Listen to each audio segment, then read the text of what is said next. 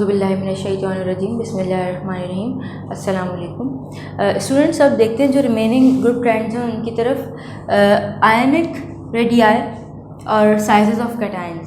Radii means radius की जो है वो आपके पास प्लूरल है।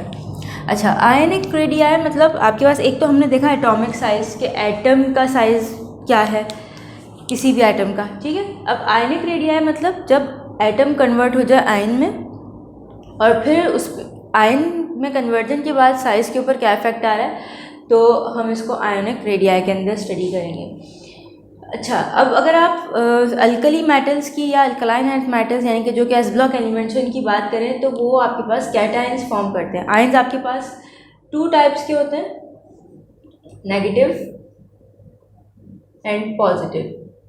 Negative ions are known as anions while the positive ions are known as cations।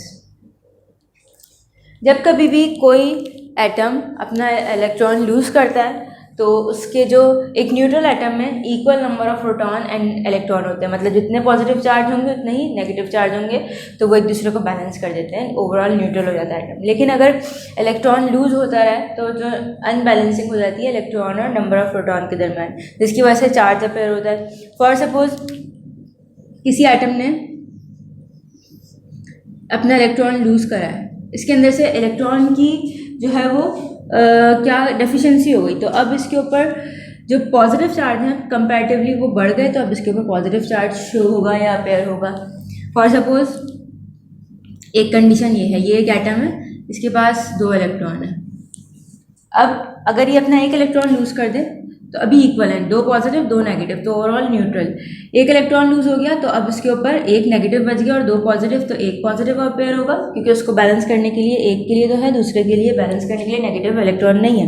ये इलेक्ट्रॉन भी निकल जाए तो अब बचे 2 पॉजिटिव, तो अब इस पर +2 अपेयर हो जाएगा। ओके, ये चीज़ हम in detail first year chemistry में स्टडी कर आए हैं। अच्छा, फर्स्ट ग्रुप एलिमेंट्स या मेटल्स जो हैं वो आपके पास एक इलेक्ट्रॉन लूज़ कर दें क्योंकि इनके वैलेंस शेल में ग्रुप 1 में क्योंकि ये हैं तो एक ही इलेक्ट्रॉन है, एक इलेक्ट्रॉन लूज़ करके पॉजिटिव मोनो या यूनी वैलेंट आपके पास जो है वो पॉजिटिव आयन बनाते हैं। सिमिलरली जो सेकेंडरी ग्रुप के एलिमेंट हैं उनके वैलेंस शेल में 2 इलेक्ट्रॉन हैं, ये 2 इलेक्ट्रॉन लूज़ करके बाय वैलेंट आपके पास जो है वो पॉजिटिव आयन बनाते हैं। अगर हम ये क्वेश्चन नहीं कराया जाता कि why do they form ions, elements ions क्यों फॉर्म करते हैं, उसका रीज़न आपके पास क्या होता है, to acquire stable configuration which is noble gas configuration, या इनर्ट गैसेस की जो कॉन्फ़िगरेशन होती है उसको एक्वायर करने के लिए, स्टेबलाइज करने के लिए खुद को इलेक्ट्रॉन लूज़ या गेन करता है कोई भी एटम।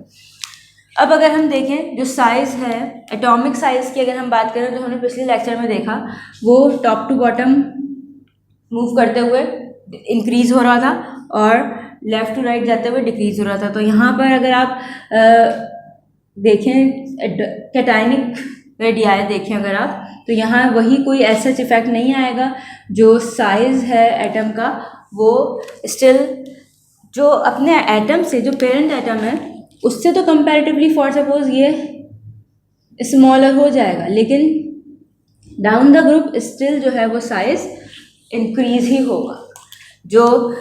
जो न्यूक्लियस बनता है नया इलेक्ट्रॉन के रिमूवल के बाद, ये जो एटम फॉर्म होता है या आयन फॉर्म होता है, बेसिकली हमेशा जो पेरेंट एटम होता है उसका साइज़ बड़ा होता है, जो डॉटर एटम बनता है या डॉटर आयन बनता है उसका साइज़ हमेशा स्मॉलर होगा।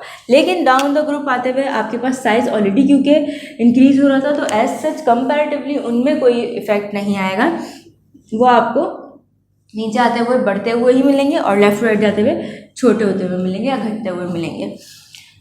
नंबर 4 इज हाइड्रेशन एनर्जी और hydration enthalpy of ions. Hydration क्या होती है ये भी आपने फर्स्ट ईयर केमिस्ट्री के अंदर स्टडी किया है। किसी आयन को जब कभी भी हर तरफ से वाटर मॉलिक्यूल्स सराउंड कर लें तो हम कहते हैं कि this ion is hydrated. Simple, आप किसी आयन को, किसी भी मेटल के आयन को या किसी भी नॉन मेटल आयन को आप जब वाटर के अंदर डालते हैं तो आपके पास वाटर उसको क्योंकि वो अब चार्ज हो गया और वाटर भी जो है वो आपके पास पोलर मॉलिक्यूल है, उसके ऊपर भी चार्जेस होते हैं, तो वो वाटर जो है वो उस आयन को सराउंड कर लेता है हर तरफ से, तो वो उसकी एक हम कहते हैं कि हाइड्रेट हो गया या हाइड्रेशन हो गई है। जब ये प्रोसेस हो रहा होता है, मतलब ये सराउंडिंग का प्रोसेस हो रहा होता है, तो आपके पास एनर्जी जो है वो रिलीज होती है। जब कभी भी अपोजिट चार्जेस एक दूसरे को अप्रोच करते हैं तो आपके पास एनर्जी हमेशा जो है वो रिलीज होगी, और उसकी क्योंकि डिक्रीज हो रही थी तो इसलिए एनर्जी रिलीज होती है। एनर्जी रिलीज हो गई तो उस सिस्टम की एनर्जी डिक्रीज हो गई। तो ये जो एनर्जी रिलीज होगी इसको हम हाइड्रेशन एनर्जी कहते हैं। Whenever water surrounds an ion not anion, an ion, energy is released which is known as hydration energy or hydration enthalpy. It depends on वही आपके पास size of ion और charge density. Size of ion जितना small होगा उतनी ज़्यादा hydration energy होगी, इतनी ज़्यादा एनर्जी वो रिलीज़ करेगा जब वाटर उसको अप्रोच करेगा। और चार्ज डेंसिटी ऑब्वियसली जो है, अगर साइज स्मॉल है तो चार्ज डेंसिटी खुद ब खुद जो है वो इंक्रीज़ हो जाती है, क्योंकि मैंने आपको बताया it is a ratio between charge, nuclear charge and volume. तो जितना ज़्यादा आपके पास साइज स्मॉल उतनी ही ज़्यादा आपके पास हाइड्रेशन एनर्जी। तो इट इज़ इनवर्स रिलेशनशिप, मतलब एक चीज़ घट रही है दूसरी चीज़ बढ़ रही है। चार्ज डेंसिटी से इसका डायरेक्ट रिलेशनशिप है, जितनी ज़्यादा चार्ज डेंसिटी या जितना ज़्यादा न्यूक्लियर चार्ज उतना ही ज़्यादा हाइड्रेशन एनर्जी। इट मीन्स अगर आपके पास फर्स्ट ग्रुप एलिमेंट को आप देखें और सेकेंड ग्रुप एलिमेंट्स को आप कंपेयर करें, साइज इनके आयन का स्मॉल होगा, लार्जर है, और इसका स्मॉल आयन बनेगा। और चार्ज क्योंकि इनके ऊपर +1 आता है और इन पर +2 आता है, 2 इलेक्ट्रॉन वो लूज़ करते हैं, 1 इलेक्ट्रॉन ये लूज़ करता है, तो चार्ज जो है वो सेकेंडरी ग्रुप का ज़्यादा और स्मॉल साइज इनका ज़्यादा। तो अकॉर्डिंग टू दिस जो हाइड्रेशन एनर्जी है वो सेकेंडरी ग्रुप एलिमेंट्स की ज़्यादा होगी as compared to first group elements. और अगर आप टॉप टू बॉटम देखें तो वहाँ भी आपके पास जो साइज़ है वो तो नीचे की तरफ बढ़ रहा होता है, और आयन का साइज़ भी जो है वो नीचे की तरफ बढ़ेगा, और चार्ज सेम रहेगा, यानी कि +1 लिथियम का भी होगा आयन का, और इसके आयन का भी +1, इसका भी +1, सब का +1 होगा, लेकिन साइज़ कंपैरेटिवली लार्जर होगा। तो इसकी वजह से डाउन द ग्रुप जो हाइड्रोजन एनर्जी की वैल्यू है वो आपके पास कम हो रही होगी, कम एनर्जी रिलीज होगी। जबकि लेफ्ट टू राइट जाते हुए आपके पास चार्ज जो है वो बढ़ता है और साइज़ जो है वो डिक्रीज होता है, तो हमेशा हाइड्रोजन एनर्जी जो है वो इंक्रीज होगी। Fifth one is electrode potential. Electrode potential ये भी फर्स्ट ईयर केमिस्ट्री में आप स्टडी करके आए हैं। टेंडेंसी ऑफ एन एलिमेंट और metal to become an electrode is known as electrode potential. Electrode potential क्या है? आपके पास किसी भी एलिमेंट की या मेटल की इलेक्ट्रोड बनने की जो सलाहियत है उसको हम उसका इलेक्ट्रोड पोटेंशियल कहते हैं। जो आपके पास फर्स्ट और सेकेंड ग्रुप के एलिमेंट्स हैं they possess high negative electrode potential. Negative electrode potential हमेशा जो है वो किस पर डिपेंड करता है कि कितनी जल्दी कोई मेटल ऑक्सीडाइज हो रहा है, मतलब जितनी जल्दी इलेक्ट्रॉन को वो लूज़ करेगा उतनी ही जल्दी इट मीन्स वो ऑक्सीडाइज हो रहा है, उसकी ऑक्सीडेशन उतनी ही रैपिड है और उतना ही नेगेटिव उसका इलेक्ट्रोड पोटेंशियल होता जाएगा। जितना जल्दी कोई मेटल जो है वो इलेक्ट्रॉन लूज़ कर देगा उतना ही हाई उसका इलेक्ट्रोड पोटेंशियल होगा और उसको आप नेगेटिव इलेक्ट्रोड पोटेंशियल कहेंगे।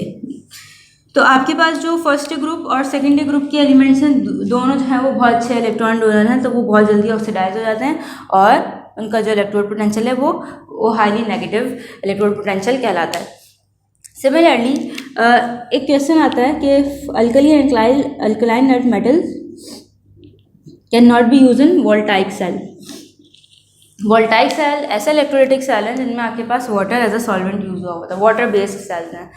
तो होता क्या है कि जब आप इलेक्ट्रोड फर्स्ट या सेकेंड ग्रुप मेटल का बना हुआ उसमें प्लेस करते हैं तो सॉल्वेंट से ही उसकी ऑक्सीडेशन हो जाती है। सॉल्वेंट के साथ समझ लीजिए उसका रिएक्शन हो गया और इलेक्ट्रोड जो है वो, अब इलेक्ट्रोड को तो स्टेबल होना चाहिए, वो स्टेबल नहीं रहा इसलिए उनको हम एज अ इलेक्ट्रोड यूज़ नहीं करते वाटर बेस्ड सेल यानी कि वोल्टाइक सेल्स में। तो इंशाल्लाह जो इस चैप्टर के दूसरे टॉपिक हैं वो हम नेक्स्ट लेक्चर के अंदर डिस्कस करेंगे।